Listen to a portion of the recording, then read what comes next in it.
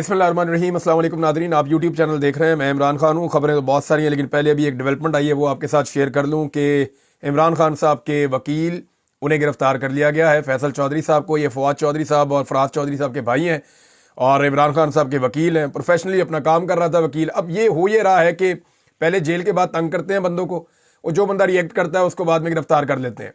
फैसल चौधरी के ऊपर इल्ज़ाम ये है कि जनाब इन्होंने गालियाँ निकाली हैं, और वो निकाली भी हैं, क्योंकि कल बहुत ज़्यादा परेशान किया गया। इनका क्लाइंट जेल के अंदर बंद है, वो मुलाकात करना चाह रहा है और वकील को बाहर परेशान किया जा रहा है। तो वो तलक कलामी हो गई पुलिस वालों के साथ, और वहाँ पे फैसल चौधरी साहब ने गालियाँ शालियाँ निकाल दी। अब गालियाँ निकालने के ऊपर जो है वो दहशतगर्दी का मुकदमा दर्ज कर दिया गया है। ये रियासत इतनी कमज़ोर हो गई है और ऐसी परेशान हो गई है कि अगर कोई शख्स गाली निकाल दे तो उसके ऊपर जो है वो दहशतगर्दी का मुकदमा दर्ज किया जाता है। और रोज़ाना की बुनियाद पर पुलिस वाले लोगों को जो गालियाँ निकालते हैं और जो चल रहा है ये हम देखते हैं। पाकिस्तान के अंदर तो धड़ाधड़ यही काम चल रहा है।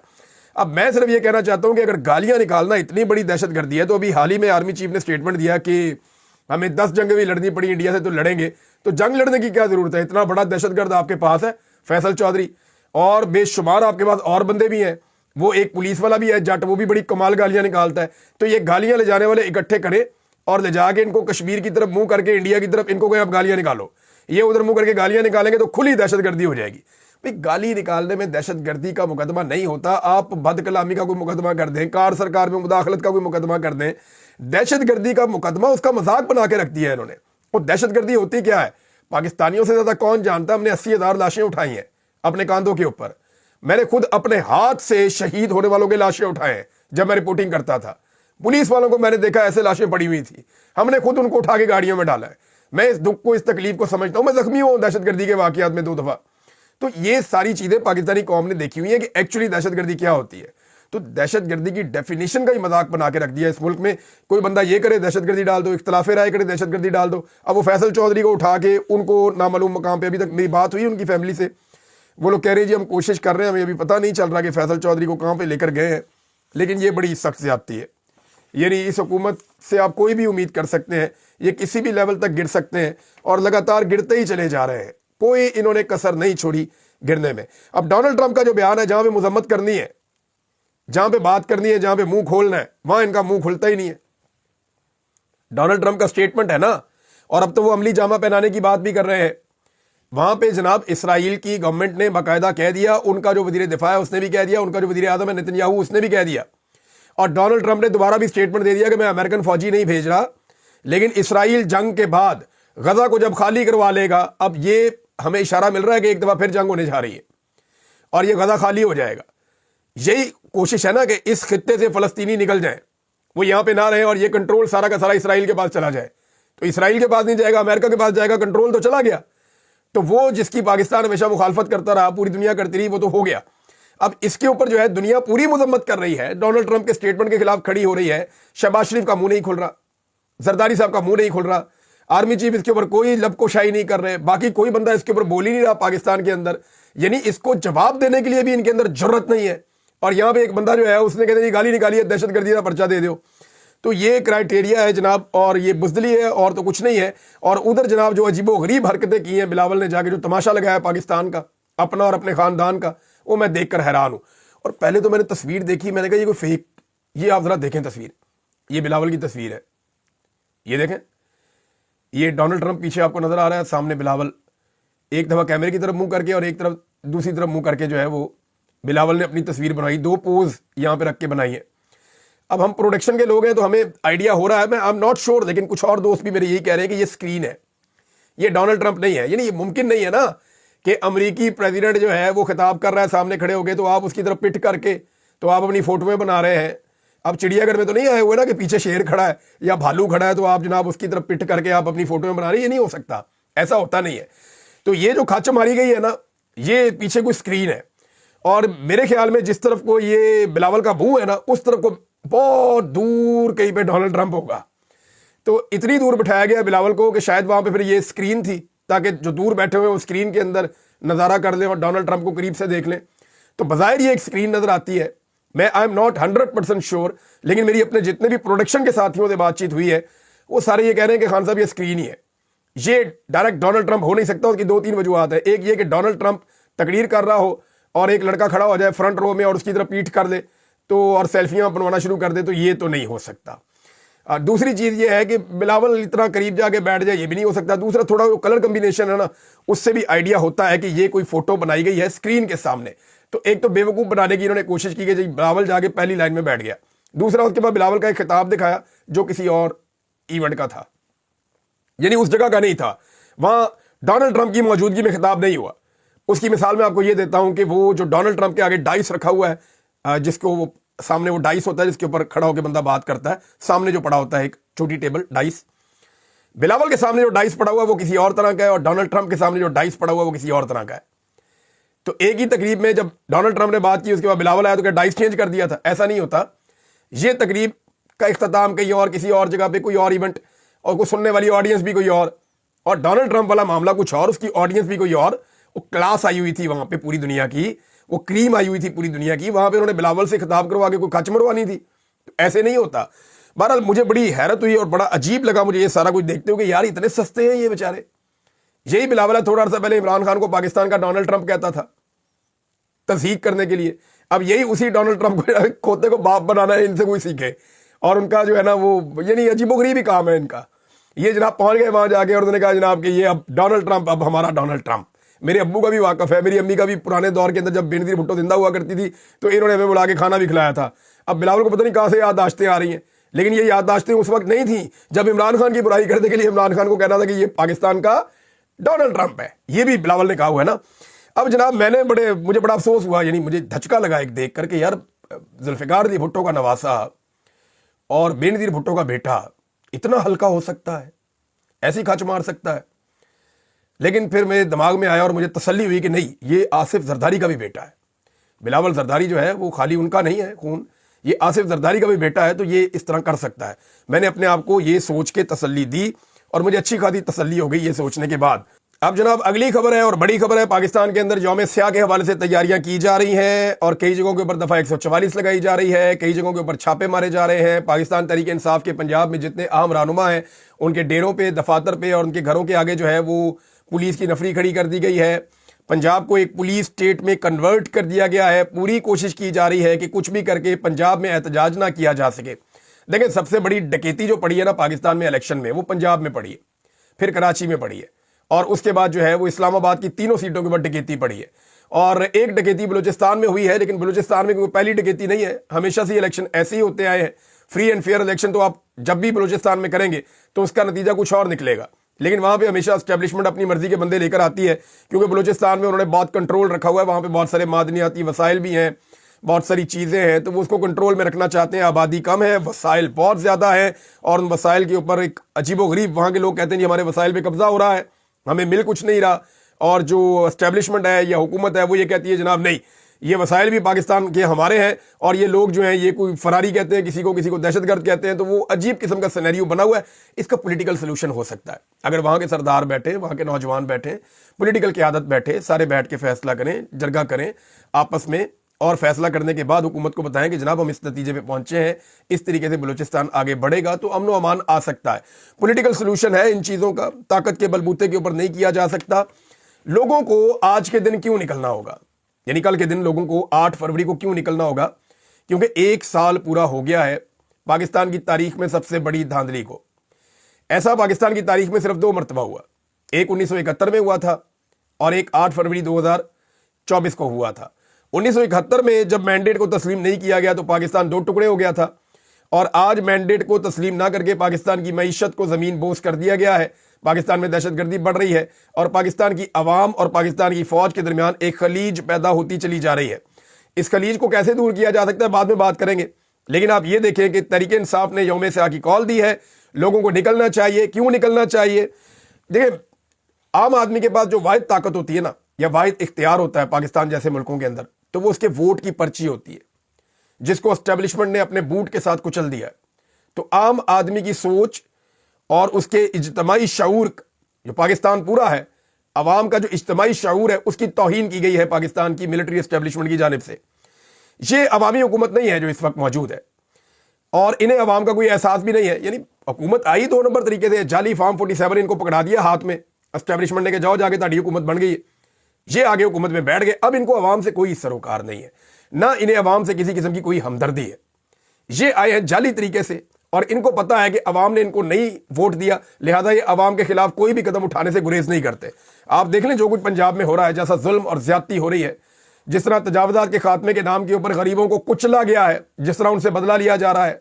अभी जो भी जाता है बाहर माइक लेकर बात करता है, मंसूर अली खान साहब ने बात की है और दूसरे सहाफ़ियों ने बात की है। मैं आगा शेख सरवर साहब के वो सुन रहा था, मैं नया पाकिस्तान के हमारे हसनैन हैं उनकी बातें सुन रहा था। वो जितने लोग जाते हैं पब्लिक में बात करने के लिए, कानों को हाथ लग जाता है। मैंने अपनी टीम को 2 दफा भेजा है, मुझे कम से कम भी 15 इंटरव्यूज निकालने पड़े, बीच में से लोग इतनी गंदी गालियां दे रहे हैं नून लीग को पंजाब में।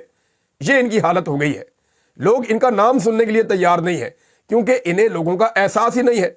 अगर लोग खामोश रहेंगे ना, अगर आप खामोश रहते हैं, आप कहते हैं ठीक है जी मैंडेट चोरी हो गया, कोई बात नहीं, दोबारा इलेक्शन आएगा वोट डाल देंगे, तो याद रखिएगा दोबारा भी आपके साथ यही होगा। हर दफा ये हुआ करेगा कि एस्टेब्लिशमेंट अपनी मर्जी के जोकर्स लाकर आपके ऊपर मुसल्लत कर दिया करेगी कि जनाब ये बंदे हमें पसंद है और ये हमारी जी हजूरी करेंगे, इनकी बूट पॉलिश की रफ्तार भी तेज है और बड़ी अच्छी पॉलिश करते हैं, हमारे बूट चमकते रहते हैं, लिहाजा इन बंदों को लाके इक्तदार में हमने बिठाना है। अवाम के इज्तमाई शऊर की और अवामी मैंडेट की हमेशा तौहीन होती रहेगी जब तक कि अवाम बाहर निकलकर अपना मैंडेट वापस नहीं लेती, तब तक। सबसे बड़ी धांधली नाज़रीन पंजाब में हुई, तो पंजाब के लोगों की बड़ी रिस्पॉन्सिबिलिटी है, लेकिन पंजाब के अंदर इतनी बड़ी धांधली हुई है तो उतना ही ज्यादा जुल्म, जबर और फसायत भी हुई है। बेशुमार लोगों को गिरफ्तार किया गया है। अभी फिर पंजाब पूरे को जो है वो एक स्टेट बना दिया गया, पुलिस स्टेट, और वहां पे पुलिस की नफरी हर जगह खड़ी कर दी गई है, डंडे सोटे चल रहे हैं, छापे पड़ रहे हैं। लेकिन अगर अवाम निकल आए, देखिए मैं एक चीज आपको क्लियर कर दूं, ये फैसला अवाम ने करना है कि इस गुलामी में और परेशानी में कब तक रहना है, इसको कब तक बर्दाश्त करना है। जिस दिन अवाम ने यह फैसला कर लिया ना पंजाब में, ये पुलिस आपको नजर भी नहीं आएगी, कोई फोर्स आपको सड़कों पे नजर नहीं आएगी। अगर 10, 15, 20, 25, 50 की तादाद में निकलते हैं, 100, 200, 500 आदमी निकलता है और इकट्ठा नहीं होने दिया जाता, जब भी तो काम खराब होता है। अगर एक ही दफा लाखों लोग पंजाब के अंदर निकलकर सड़कों पे आए और वो पुरअमन एहतजाज करें, जो कि उनका हक है, तो इस निजाम के पसीने छूट जाएंगे। पंजाब जो है वो करोड़ों लोगों का सूबा है और पंजाब के अंदर लोगों का हक है कि वो अपने मैंडेट की वापसी का तकाजा करें, या उनका मैंडेट जो चोरी किया गया उसके खिलाफ आवाज उठाएं। पुरअमन एहतजाज की मैं बात कर रहा हूं, कोई तोड़ फोड़, कोई ज्यादती। मुल्क हमारा अपना है, ये इदारे हमारे अपने, सारी चीजें हमारी अपनी है। मैंने तो स्कूलों के बच्चे जब एहतजाज कर रहे थे, कॉलेजेस के, तो मैंने उनको भी ये कहा था कि बच्चे ये कॉलेजेस आपके अपने हैं, ये इमारतें आपकी अपनी है, तो इनको नुकसान नहीं पहुंचाना आपने इसमें पढ़ना है, आपके बच्चों ने इसमें पढ़ना है, आपके भाइयों ने इसमें पढ़ना है, आपकी फैमिली ने इसमें पढ़ना है, लिहाजा इनको नुकसान ना पहुंचाएं। हुकूमत के खिलाफ आप जरूर एहतजाज करें, वो आपका हक बनता है। बहरहाल बलूचिस्तान में तो आपको पता है एहतजाज करने ही नहीं देते। आज़ाद कश्मीर के अंदर लगातार छापे पड़ रहे हैं, क्रैकडाउन हो रहा है। जीबी के अंदर भी लोगों को ऐसे ही रोका जा रहा है जबरदस्ती। खैबर पख्तूनख्वा सिर्फ एक जगह है जहां पे एहतजाज आज़ादी से पाकिस्तान तहरीक इंसाफ कर सकती है, बाकी पाकिस्तान में तो इजाज़त है नहीं। अब दुनिया में वो तमाम ममालिक आगे निकल गए हैं जहां पे अवामी मैंडेट की तौहीन नहीं की गई, जहां पे अवामी मैंडेट के मुताबिक आगे बढ़े, वो तमाम ममालिक दुनिया में हमसे आगे निकल गए। लेकिन क्योंकि हमने हमेशा अवामी मैंडेट की तौहीन की, हमारा मुल्क भी टूट गया, हमारा बेड़ा गर्क भी हो गया, हमारी इकोनॉमी भी तबाह हो गई, हमारे नौजवान भी मुल्क छोड़ के जा रहे हैं, पाकिस्तान में मायूसी भी बढ़ती चली जा रही है। हमने अपने मुल्क की हर चीज को पहले से ज्यादा बुरी हालत में पहुंचा दिया। वजह क्या है? सिर्फ अवामी मैंडेट की तौहीन।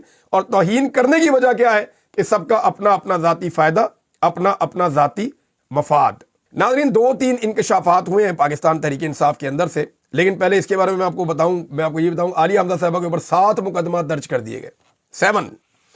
ये 7 मुकदमात उनके ऊपर क्यों दर्ज किए गए? कि वो पाकिस्तान तहरीक इंसाफ के लोगों को मोबिलाइज कर रही हैं यौम स्याह मनाने के लिए कि जनाब आपके ऊपर धांधली हुई है, आपके साथ जुल्म हुआ है, आपके वोट की पर्ची चोरी हुई है, उसको बूटों के नीचे रौंदा गया है, लिहाजा बाहर निकलकर पुरअमन एहतजाज करें। अब ये आईनी और कानूनी हक है। अब एक खातून ये काम कर रही हैं, ये रियासत इतनी खौफजदा है कि 7 मुकदमात आलिया हमजा साहिबा के ऊपर कर दिए हैं। यानी जिसको दिल करता है दहशतगर्द बना देते हैं, जिसके ऊपर दिल करता है जैसा मर्जी मुकदमा दर्ज कर देते हैं। ऐसा तो हमने कभी जिंदगी में सोचा भी नहीं था, जो अब हो रहा है पाकिस्तान में, और दीगर लोगों के साथ भी यही हो रहा है। जुनेद अकबर साहब का एक स्टेटमेंट है, ये स्टेटमेंट इंपॉर्टेंट है, मैं आपको सुनाता हूं कि उन्होंने क्या कहा।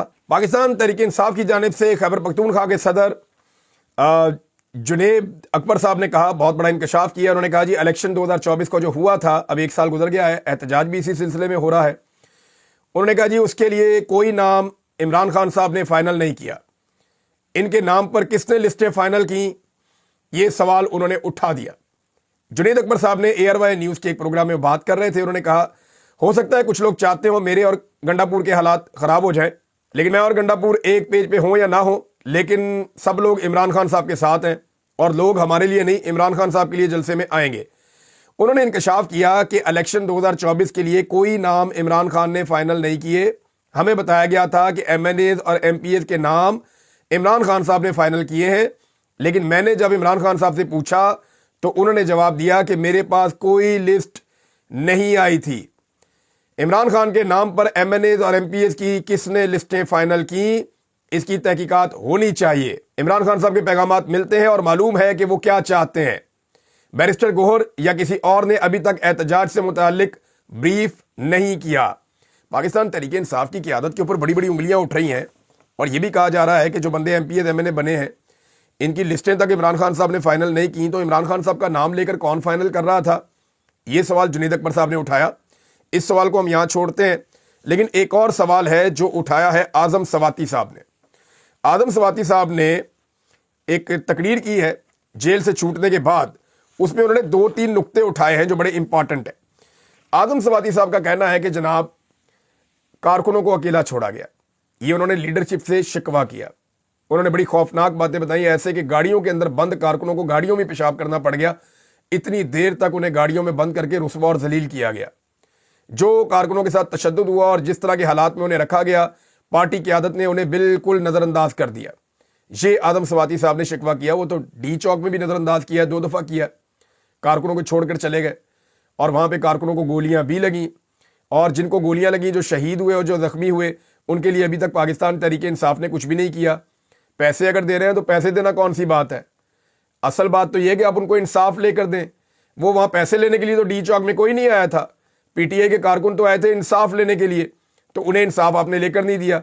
जो लोग कत्ल हो गए उनके लिए क्या किया गया अब तक, तो ग्राउंड के ऊपर कुछ भी नहीं हुआ। CCTV फुटेज कहाँ गई, अभी तक कुछ पता नहीं है। जो लोग लापता हुए उनके नाम, लिस्टें, उनके घर वालों के बयानात कहाँ है, कुछ पता नहीं है। तो अब इन वाक़यात को लगभग 3 महीने होने वाले हैं और 3 महीनों में पाकिस्तान तहरीक इंसाफ की जो क़यादत है उसकी जानिब से सानेहा डी चौक के हवाले से अभी तक की डेवलपमेंट ज़ीरो ही है, कुछ भी नहीं किया। सिर्फ एक मुकदमा इस्तगासा इन्होंने मुकदमे के लिए किया एक अदालत में, और वहाँ पे भी पार्टी की लीडरशिप जाने से कतराती है। यानी कारकुन के लिए कोई नहीं निकलता, कोई नहीं जाता, कोई नहीं आवाज़ उठाता, और लीडर के लिए सारे निकलते हैं। कारकुन जो है वो बहुत बड़ी तादाद में निकलते हैं इन लीडर्स के लिए, लेकिन इन्होंने कारकुनों को ऐसा लगता है कि बिल्कुल ही नज़रअंदाज कर दिया है। नाज़रीन, अब ये शिकवा जो है वो उनकी जानिब से भी आया, आज़म सवाती साहब की जानिब से, और उन्होंने ये भी कहा कि खैबर पख्तूनख्वा में करप्शन हो रही है, मैं इमरान खान साहब को बताऊंगा, और इस तरह के मामला उन्होंने उठाए और खासे गुस्से में थे। लेकिन साथ ही साथ उन्होंने कारकुनों को मोटिवेट भी किया। उन्होंने कहा जी इमरान खान साहब डट कर खड़े हैं और हम सब इमरान खान साहब के पीछे हैं, हमारे सबकी वफादारी इमरान खान साहब के साथ है और उनके विजन के मुताबिक हम आगे बढ़ेंगे।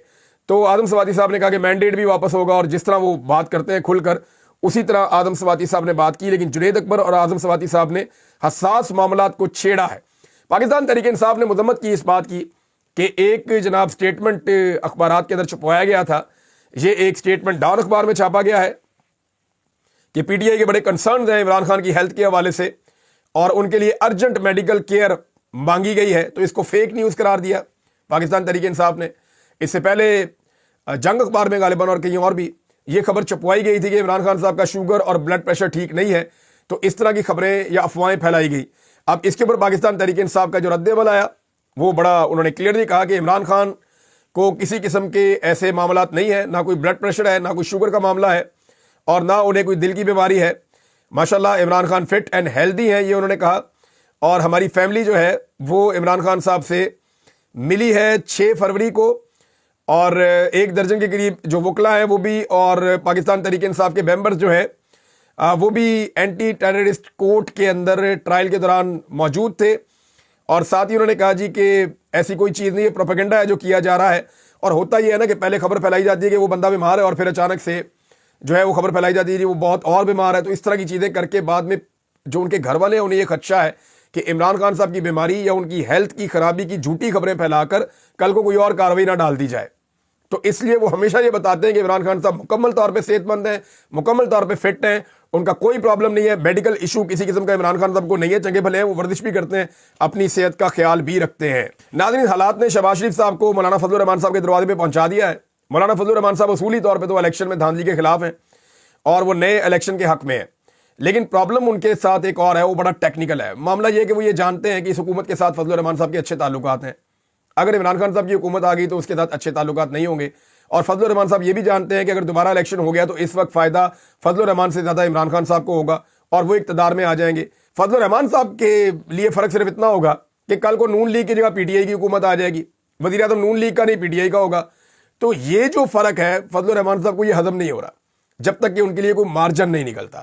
ابھی پاکستان تحریک انصاف کا طوطی بول رہا ہے, فضل الرحمان صاحب سیاست کریں گے, وہ توجہ حاصل کریں گے, وہ میڈیا میں رہنا چاہیں گے, وہ اپنی اہمیت کو سامنے لانا چاہیں گے, لیکن وہ ابھی فوری طور پہ مجھے نہیں لگتا کہ وہ الیکشن کی طرف جائیں گے, کیونکہ انہیں پتہ ہے کہ ابھی اگر الیکشن ہوا تو پاکستان تحریک انصاف سارا کچھ ہی الٹا پلٹا دے گی اور وہ یک طرفہ الیکشن ہوگا اور تحریک انصاف جیت جائے گی.